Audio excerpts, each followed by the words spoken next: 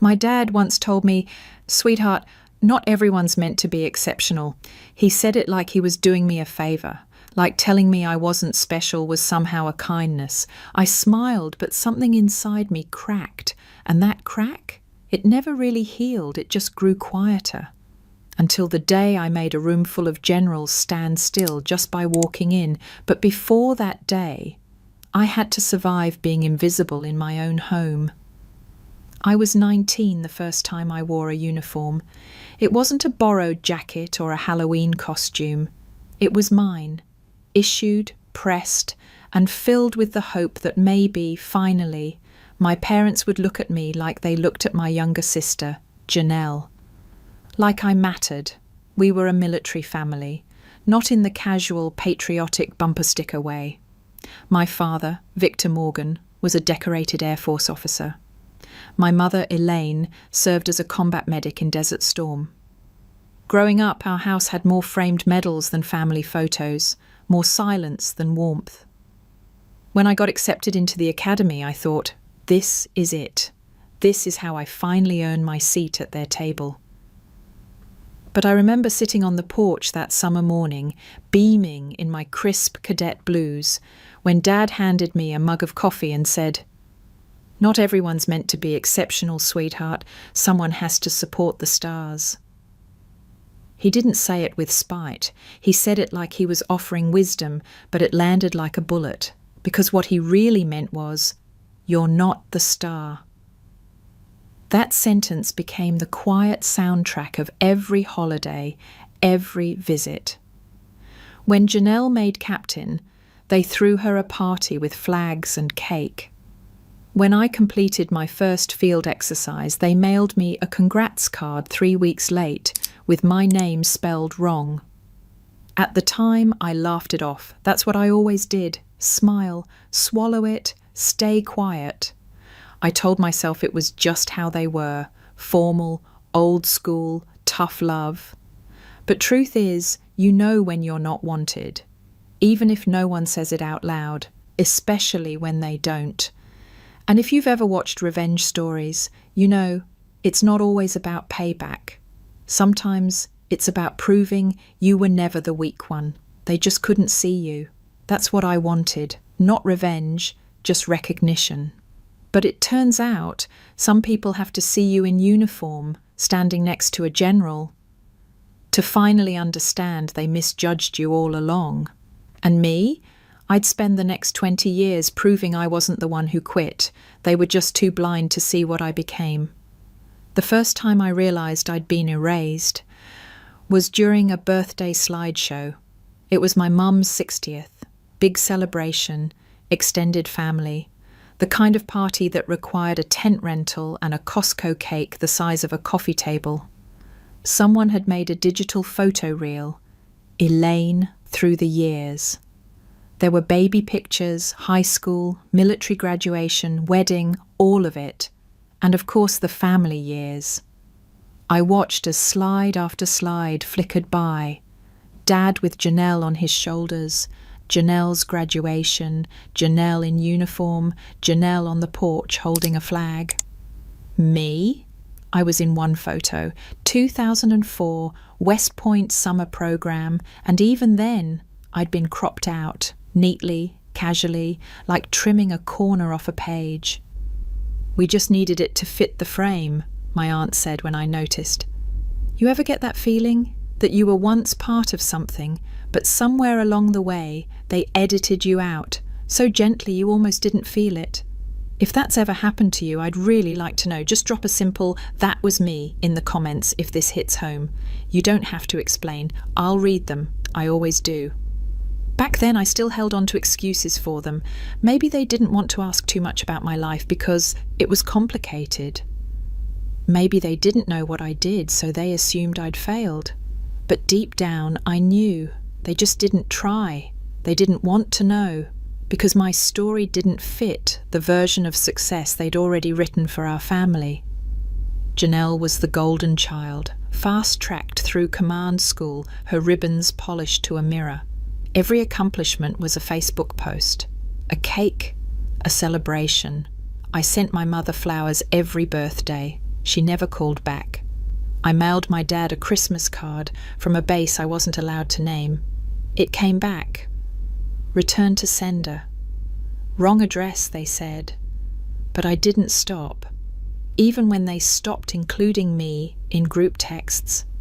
Even when they introduced me to a distant cousin as, "This is Adrienne. She used to be in the military. She's doing admin now, I think." Like I was a line in a story someone didn't finish writing. Like I didn't exist outside their memory of who they thought I was. But I kept showing up, quietly, without expecting a seat. Because a part of me still hoped maybe one day they'd see past the version they created and actually ask me who I really was. The invitation didn't say we'd love to have you. It just said, Janelle's promotion is next Friday. If you're coming, try not to wear anything weird. Don't draw attention. No, hope you can make it. No, it would mean a lot to your sister. Just rules, expectations, like I was an outsider they had to manage, not someone they missed. Still, I packed a bag, not because I expected warmth, not because I thought my parents would finally see me, but because a part of me needed to know if I stood quietly in front of them, would they even recognize me anymore? I drove 10 hours straight, the same route I used to take coming home for holidays, back when I still thought home meant something.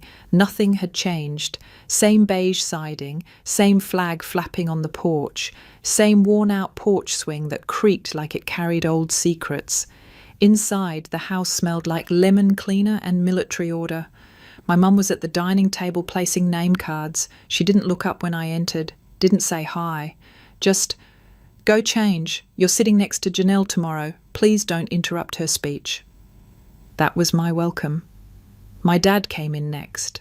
He gave me the same nod he'd give any junior officer retiring early. Polite, efficient, hollow. "Good. You made it," he said, eyes already drifting past me. That night, Janelle made her entrance like a general coming down the runway. Dress blues perfect. Smile rehearsed. She kissed hands, accepted praise, poured wine like a hostess who never spilled anything. When she finally acknowledged me, she gestured half-heartedly. "This is my sister Adrienne. She was in the military for a bit. I think she works in admin now." The group chuckled. Not in malice, just in that quiet social way people laugh when they don't care if they're hurting you. A cousin leaned in and whispered, "VA office, right? Better than nothing, I guess." I didn't answer, didn't smile, because I've learned silence holds its own kind of dignity, especially when the truth can't be told, especially when it wouldn't matter if it was. That night, I lay in the guest room, staring at the ceiling. My dress uniform stayed folded in the bottom of my bag. Instead, I picked out a neutral blouse and slacks, quiet clothes for a quiet ghost. The next day, I'd sit through their ceremony. I wouldn't clap louder than expected, wouldn't speak out of turn, but inside me something had shifted. I wasn't angry.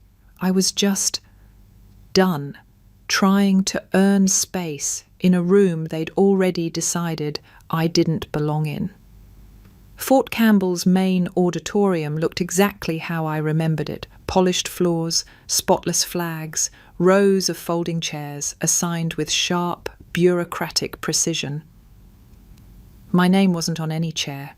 Instead, I was seated 3 rows from the back, sandwiched between someone's cousin and a woman wearing too much perfume. The label taped to our row read, "Family, unassigned," a quiet way of saying, "You're here, but not really." Janelle stood front and centre. Her uniform gleamed, not a wrinkle in sight. You could tell she'd practiced this moment in the mirror, chin up, shoulders square, expression just humble enough to seem likeable, but firm enough to demand respect. She began her speech, smooth as a press release. Loyalty, perseverance, duty. All the right words in the right order. But beneath them I could hear what she wasn't saying. I was the ghost in the back row, until the doors opened. Footsteps, heavy, steady. A man in full dress uniform entered, silver stars catching the light, General Hammond. He paused at the aisle, scanned the room, and locked eyes with me. Time didn't slow down. It stopped. He walked, direct, unblinking. People straightened in their seats instinctively, as if gravity itself had shifted. He stopped right beside me, raised his hand in a sharp salute, and said, loud enough for every single soul in that room to hear, "Ma'am, General Morgan, an honour." You could have heard a breath drop. Janelle froze mid-sentence. The note card in her hand trembled. I stood, slow, calm, measured, and returned the salute. Not because I needed attention, but because I would never let the man who once trusted me with the lives of 30 soldiers stand there alone. From the corner of my eye, I saw my mother's glass slip from her hand. The crash rang out like a gunshot.